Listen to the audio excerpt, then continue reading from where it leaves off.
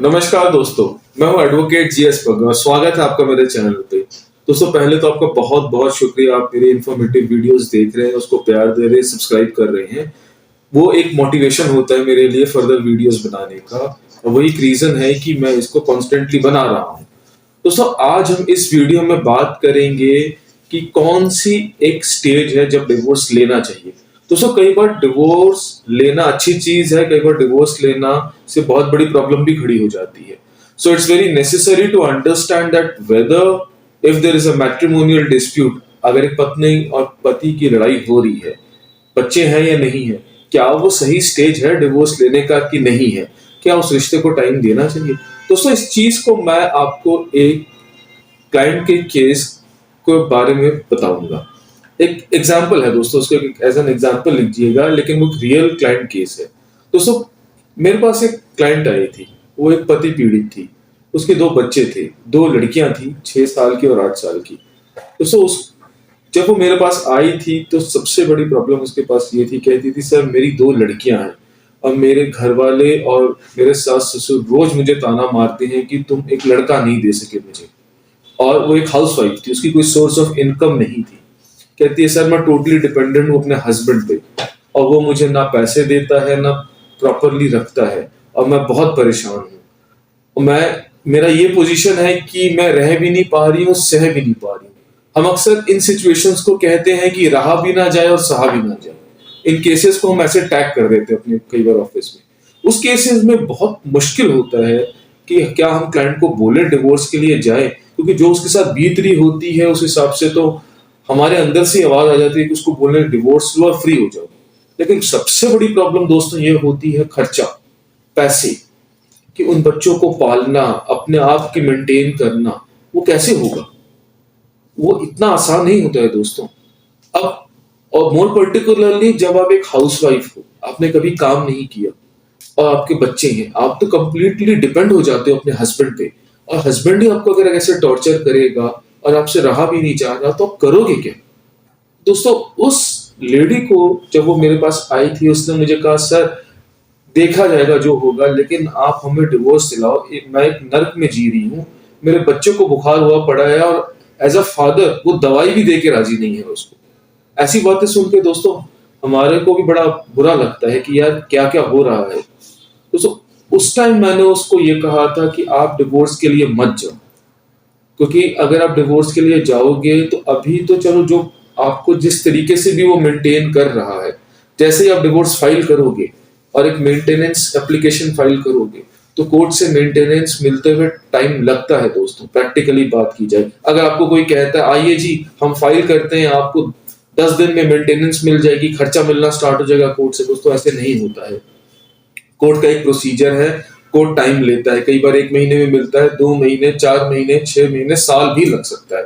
तो मैंने उसको यही सवाल किया था कि अब फर्ज करो आपका मैं डिवोर्स केस फाइल कर देता हूँ और आपका खर्चा मिलते हुए 6 महीने, साल हो जाए, तो क्या आपके पास उतने पैसे हैं कि आप तीनों एक दूसरे को आप मेंटेन कर पाओ।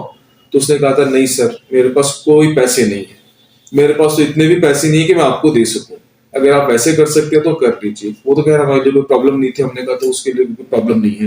लेकिन दोस्तों फिर मैंने उसको कहा आप एक काम कीजिए, आप डिवोर्स मत लीजिए, आप सबसे पहले एक नौकरी ढूंढिए। जिस किसी भी तरीके से कोई नौकरी स्टार्ट कीजिए, कुछ पैसे आपके आने स्टार्ट हो। जब आपके पास पैसे आने स्टार्ट हो जाए, आप उससे अलग रहना स्टार्ट कर दीजिए। अगर आप एक अलग रह के बच्चों को, जितने भी आपके पास पैसे आ रहे हैं, अगर आप मेंटेन कर पा रहे हैं, तो 2, 4, 6 महीने के बाद फिर आप डिवोर्स फाइल कीजिए। ऑफ कोर्स हम मेंटेनेंस भी मांगेंगे, लेकिन कम से कम आप उस पोजीशन में तो होगे कि आप बच्चों को पाल पा रहे हो। नहीं तो एकदम से डिवोर्स अगर मैं फाइल कर देता तो उस लेडी के लिए, उन बच्चों के लिए बहुत बड़ी प्रॉब्लम खड़ी हो जाती। एक तो वो बेचारी वैसे स्ट्रगल कर रही है लाइफ में।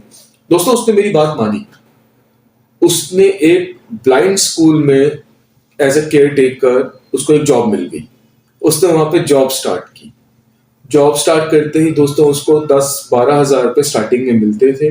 1-2 महीने के बाद उसने हिम्मत की, बच्चों को लिया, और वहीं एक ब्लाइंड स्कूल में क्वार्टर था, उस पे वहां शिफ्ट हो गई।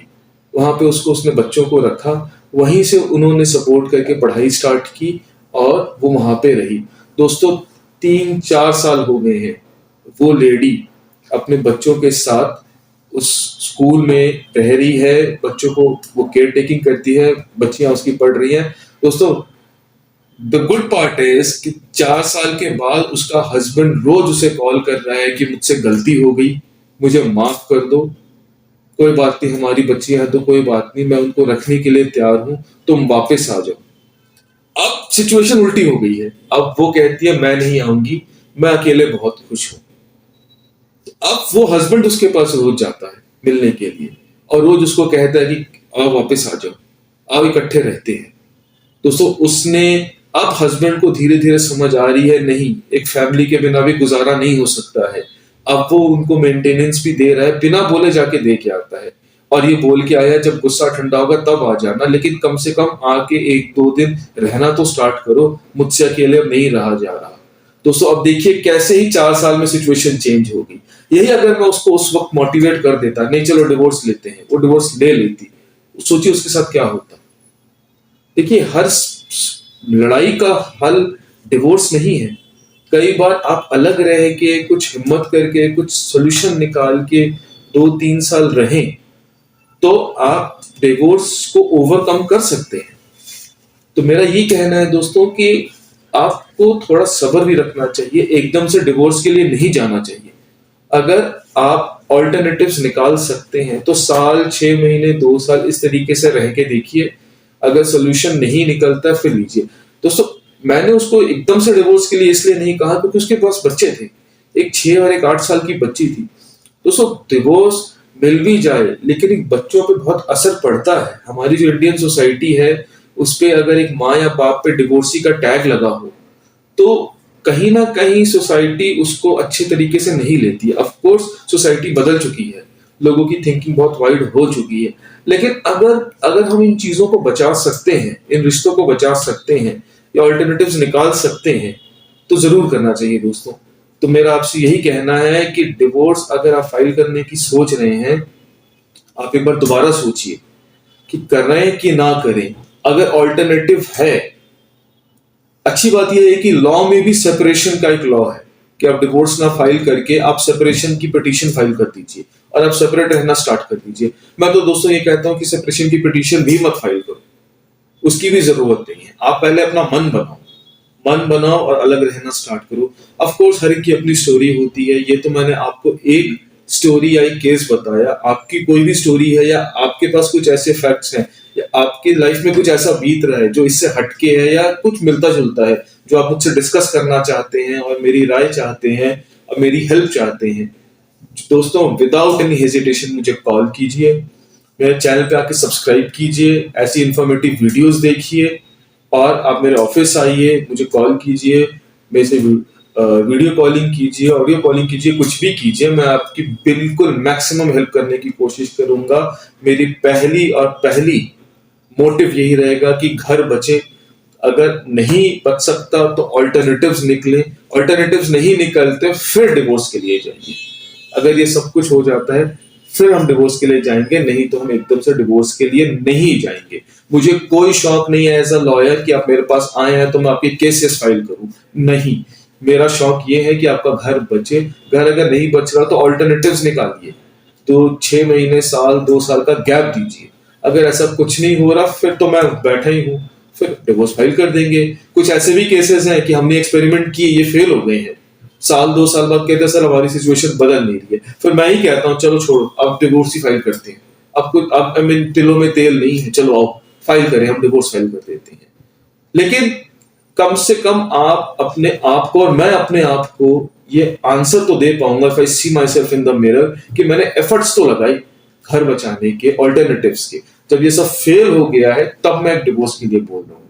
तो दोस्तों, और कुछ इंफॉर्मेशन चाहिए, जैसे मैंने कहा, कॉल कीजिए, आप मेरे चैनल पे आइए, सब्सक्राइब कीजिए और जब चाहे मुझे कॉल कीजिए, मैं आपकी हेल्प करूंगा। आपका बहुत बहुत धन्यवाद, आपने इस वीडियो को पूरा देखा। फर्दर भी मेरी वीडियोस देखिए, सब्सक्राइब कीजिए और थैंक यू सो मच।